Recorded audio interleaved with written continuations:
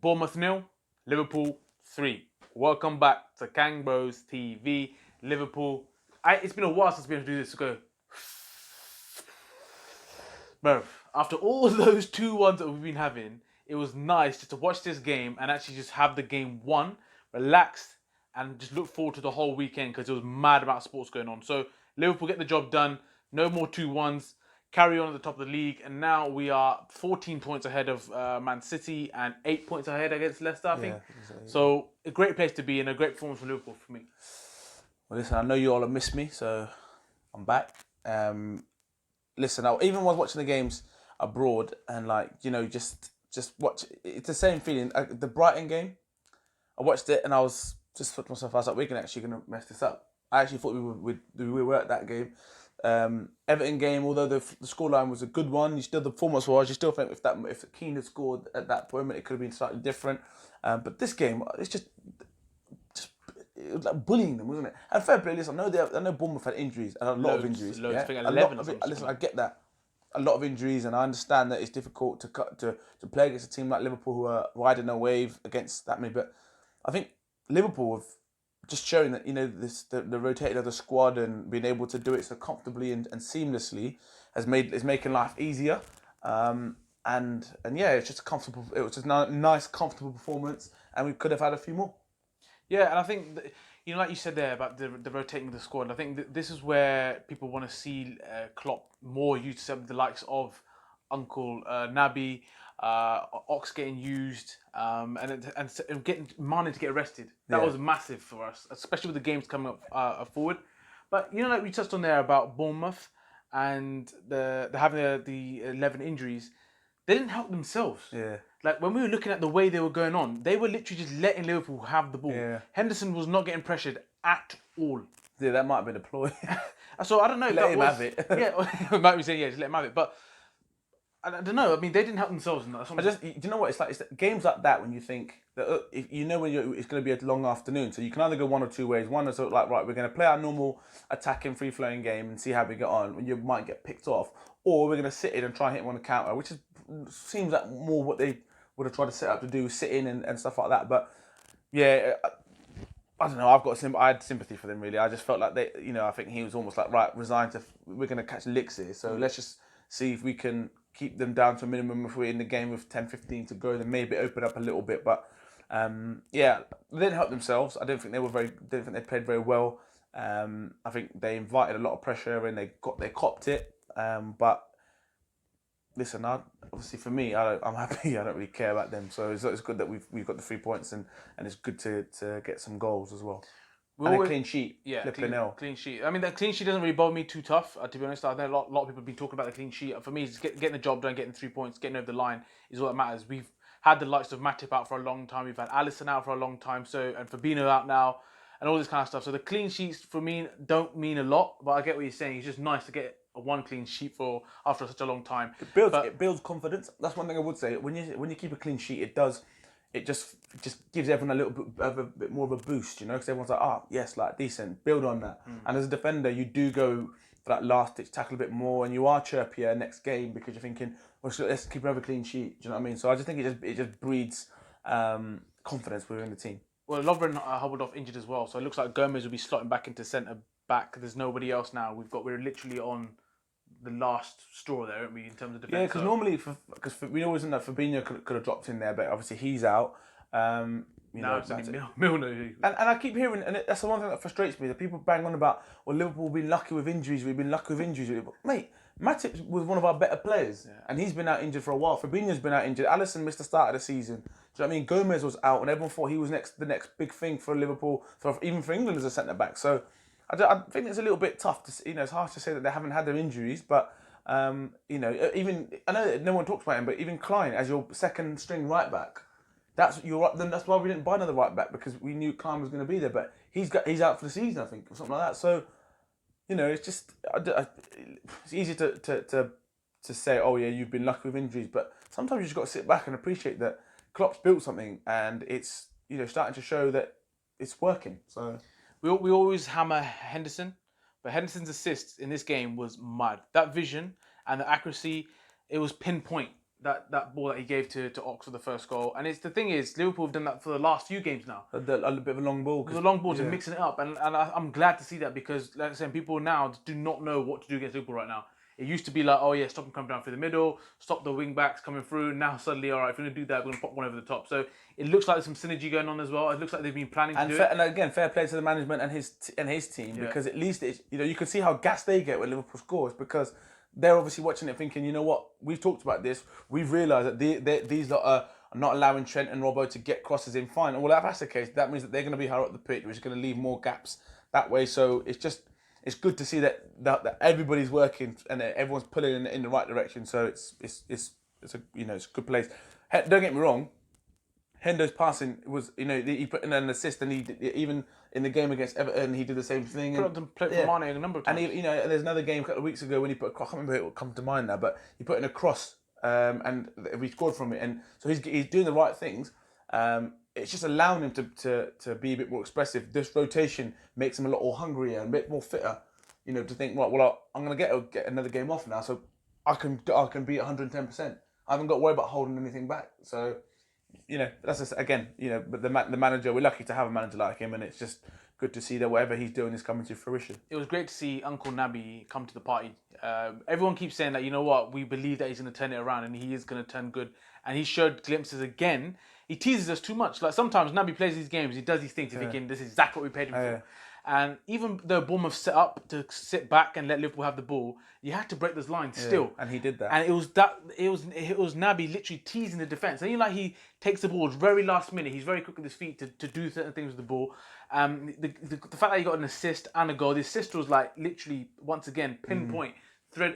The needle straight for another one that's had injury problems. There's another one that's had injury problems. So that's it's not all been plain sailing for him either. So it's good to see him doing positive things, and again another goal source, which has been ridiculous. And I can't get too far away from Ox. He's been a revelation as far as I'm concerned. Personally, as a Liverpool fan, it's been like a new signing. So if those two are scoring and being able to come into the side, it does take the pressure off Gini, and who scored in the last game, and takes a bit more pressure off of Hendo and Milner as your only midfield outlets. Interesting to see what's going to happen in January, but it's nice. I'm happy. I can't be happier. Salah got on the score sheet also with a great finish, and he gave the Keita gave the assist back to him, which he gave for his goal. They were linking up very well, and it's good to get Salah on the score sheet again, just to keep going with the goals. Looked a threat. He did exactly, and he was passing a lot more the other day as well. So we always say about we scream it and saying Salah pass, and I'm happy. I'm delighted with that. And the one thing I really want to touch on is this, right? Trent came on unexpectedly because of an injury. But boy, did the game change when he came on. Now, even when he wasn't starting, I was a bit like, Trent, everything's been coming through Trent. What is good? Why are we leaving this guy out? Especially Trent. And when he came on, the whole thing literally just changed, didn't it? On the right wing, the positions that he finds, Gomez could not get anywhere near in the same side of delivery or in getting into his position. So it just shows that he's a big, big part of what Liverpool are doing right now. Special player. He's a special player. As I said, there's always room for improvement. Anybody can improve. So it's not like it's just him or being singled out. But when he's not there, we realise it. And I think that's when it's probably the best indicator to say, listen, we could really do with him playing more time than he isn't. So, Bruv, 14 points ahead of Man City. Has that gone in? Have you digested that? Yeah, I have. But I've said to you earlier, these Leicester characters, they're making me nervous. So I'm actually hoping that they drop points against, in the next couple of weeks. And I know they've got to play City and Arsenal. I think. And Arsenal. I could really do with Leicester dropping some points, because at the moment, I'll be blunt, they're making me very nervous. Very nervous. They're moving a bit mad at the moment. Because a team has got a striker that can score as frequently as Matey, and they've got a defence who aren't chipping many goals. Leicester's goal difference is right up there with Liverpool and City, not because they're scoring as many, but they're not conceding. And that's what worries me. So listen, I'm buzzing that Man City are struggling, but until I see Leicester just drop off a little bit more, I'm just because these next few weeks for us is mad. Yeah. It's so mad. Yeah. So that's what I'm saying. I love that, because I think that everyone's got mixed opinions at the moment. No Liverpool fan is celebrating. That's great to see, because we ain't stupid. We ain't gonna be celebrating until it's impossible for any other team to catch us.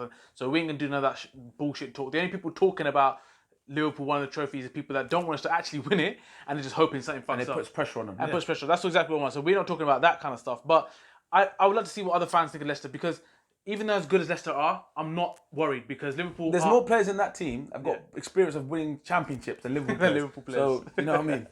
Yeah, no, but the thing is, I think it's a change of mindset.